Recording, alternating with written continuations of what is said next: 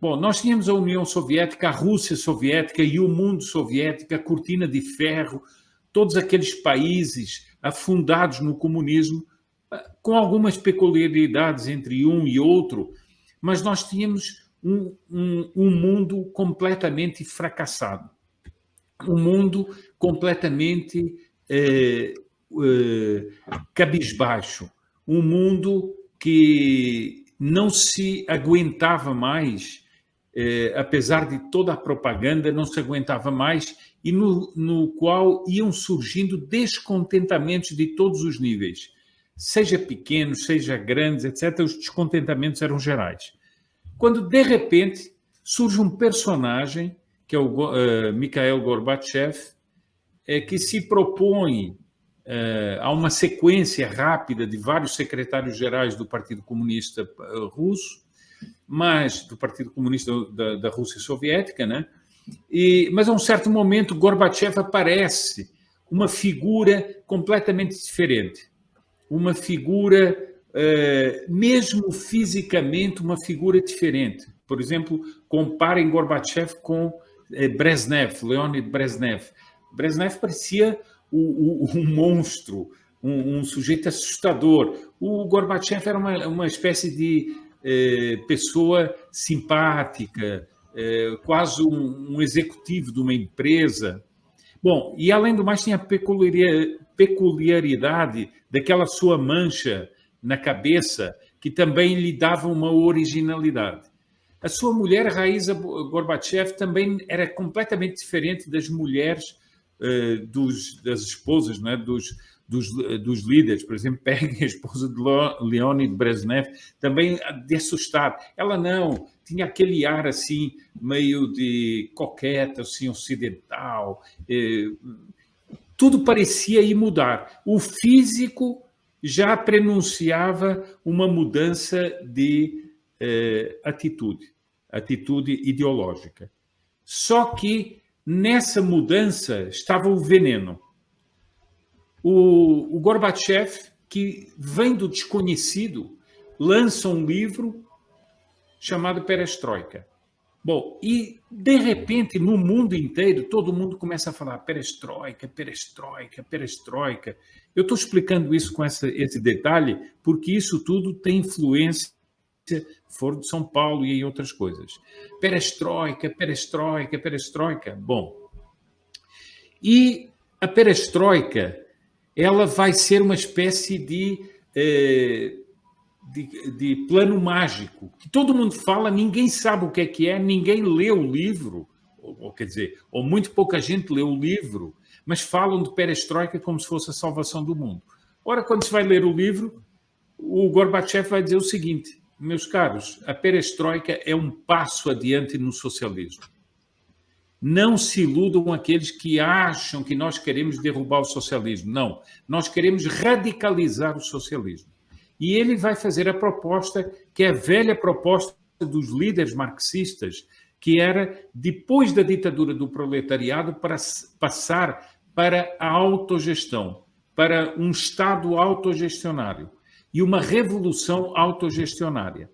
Mas o Gorbachev vai dizer mais do que isso. Ele vai dizer o seguinte: esta revolução não é só para a Rússia. Esta revolução é para o mundo inteiro. Quero oferecê-la como um grande entendimento para o mundo inteiro, uma grande coalizão, uma grande dar as mãos entre o Ocidente e o Oriente para nós implantarmos no mundo inteiro a autogestão. Socialista, claro. Bom,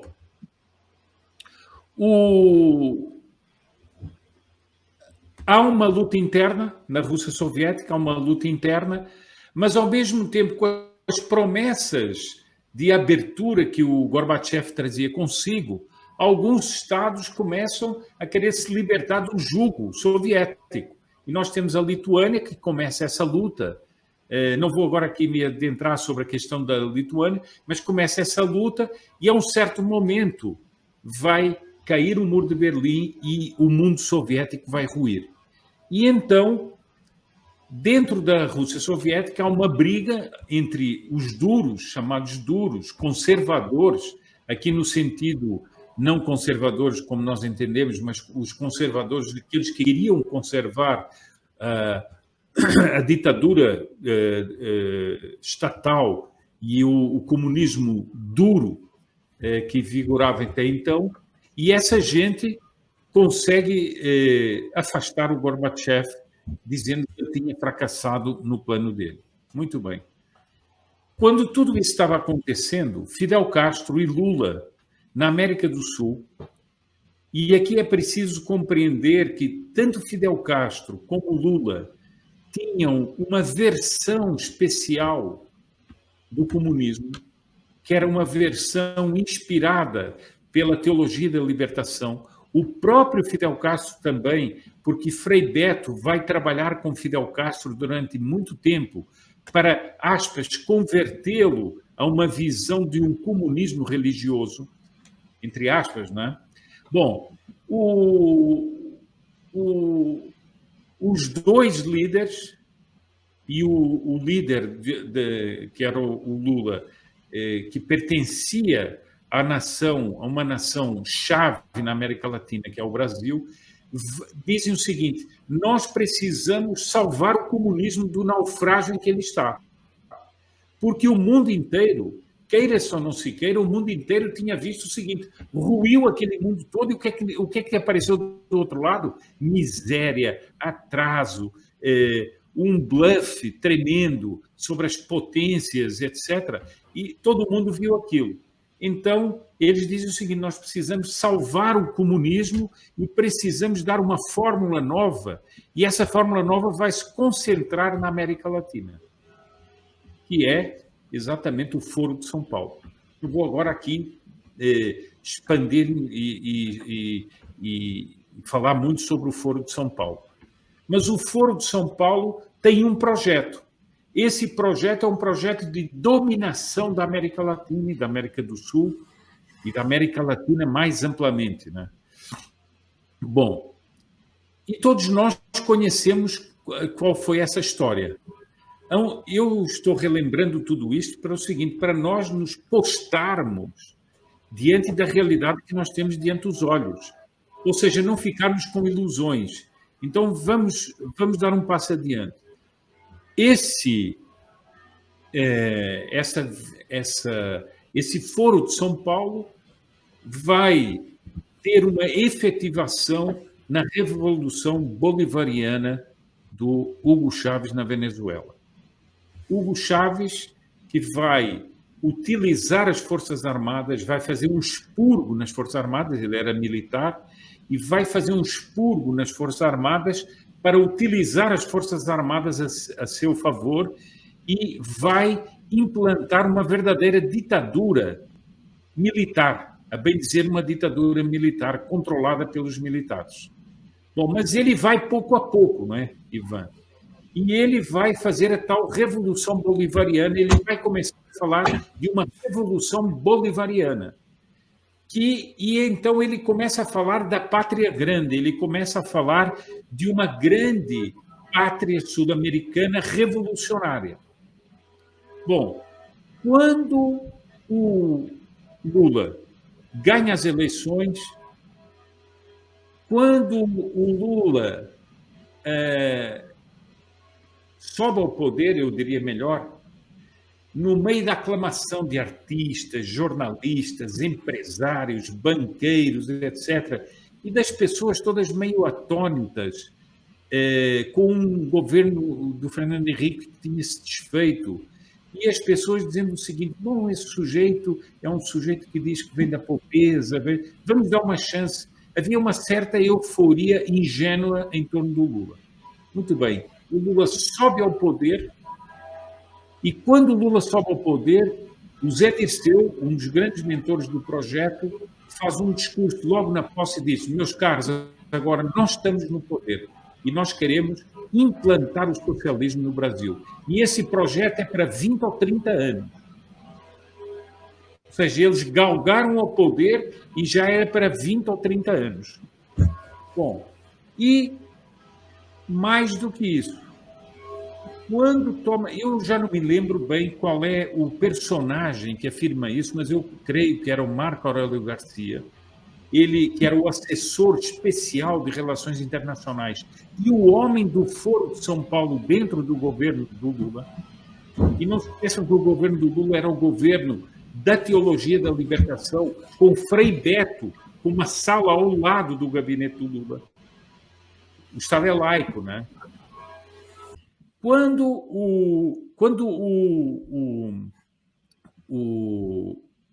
o Marco Aurélio Garcia, quando o Lula salva o poder, o que é que ele diz? Se quiserem ter a noção do que é o projeto revolucionário do PT, olhem para a política externa.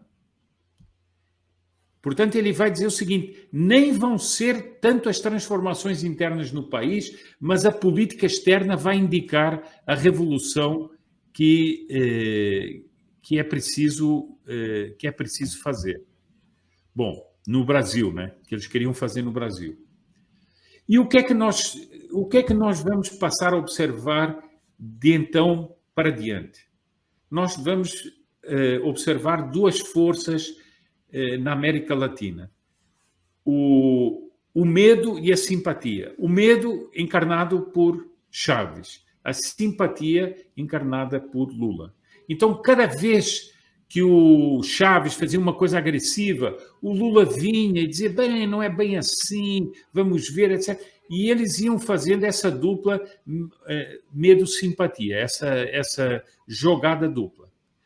Bom, nós vamos começar a ter fatos incríveis nesse galgar da tal pátria grande, da tal unidade latino-americana, tudo em torno da ideia revolucionária do Foro de São Paulo e ressuscitando a ideia do revolucionário do século XIX, que era Bolívar, o liberal Bolívar.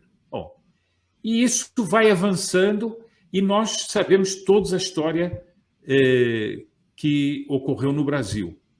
Todas as vezes que havia grandes protestos na Venezuela, o Lula ia salvar, de alguma maneira, o regime venezuelano. E quando era preciso haver eleições, todo mundo lembra disso, o Lula vai e grava um vídeo pedindo o voto em Chávez e dizendo que havia democracia demais na Venezuela. É preciso entender o que quer dizer democracia para eles. Então, não se engane quando uma pessoa diz democracia. Democracia, para eles, é a radicalidade do socialismo. Bom, muito bem. Isto tudo aconteceu até que veio a queda do PT. Mas o projeto do Foro de São Paulo sempre esteve presente. E agora, eu termino aqui essa minha exposição prévia, vamos a um ponto fundamental desse projeto, na política internacional. O PT vai reforçar as ligações com o Partido Comunista Chinês e vai passar a ter algo que pouca gente se aprofundou sobre isso, mas que é uma das coisas mais graves que existiu, que nós vamos ter relações entre o Partido dos Trabalhadores e o Partido Comunista Chinês. Porque na concepção comunista do Estado, em que o partido está acima do Estado, ele domina o Estado. Então, há relações bilaterais entre esses dois partidos. E vai começar a haver uma colaboração profunda. E é aí que o PT vai fazer o grande trabalho de subjugar o Brasil à China. Não quer dizer que não começou antes, mas ele vai fazer o grande trabalho de subjugar o Brasil à China. E vai reformular as relações internacionais, resgatando uma espécie de terceiro mundismo, em que os Estados Unidos são o inimigo, a Rússia é amiga, a China é amiga, etc. E, portanto, está no centro de tudo isso essa política de aproximação com a China. Ou seja, a China é a grande incentivadora com a Rússia desse projeto do Foro de São Paulo. Tanto é que as relações da Rússia com a Venezuela são íntimas, inclusive em matéria de armamentos, com montagem de fábricas de Kalashnikov na Venezuela, etc. Bom, Este é o quadro diante do qual nós não podemos fugir. E o que é que está acontecendo agora? Nós temos uma China que, durante o governo de Bolsonaro, com toda a força que já tinha, ora chantageia, ora joga o jogo do aliciamento, mas muitas pessoas ficaram presas num quadro que é o seguinte: não temos saída, agora não temos saída, temos que fazer negócio com a China. Ora, isso não é bem verdade assim. Mas o que é fato é que a China agora está mostrando a verdadeira face. Outro dia, o Rafael Fontana pôs aí uma informação. A China está mandando emissários, está mandando empresários para se conectarem com a campanha do Lula. Portanto, a China mostra qual o interesse: restaurar o poder do Foro de São Paulo. A China está trabalhando para que na Colômbia e no Brasil haja a implantação de governos de esquerda do Foro de São Paulo. E toda a crise que nós estamos vivendo dentro do Brasil, de instabilidade em relação às eleições, criada por certos personagens que não permitem, por exemplo, que ninguém pergunte nada sobre urnas, etc., serve a quem? Essa instabilidade serve exatamente o Foro de São Paulo. Isso está dito pelos chineses, ou seja, eles estão trabalhando efetivamente. Agora eu pergunto o seguinte: se nós formos analisar, por exemplo, a mídia no Brasil, nós temos ou não temos direito a achar que há uma influência chinesa na mídia? Na maior parte dos jornalistas.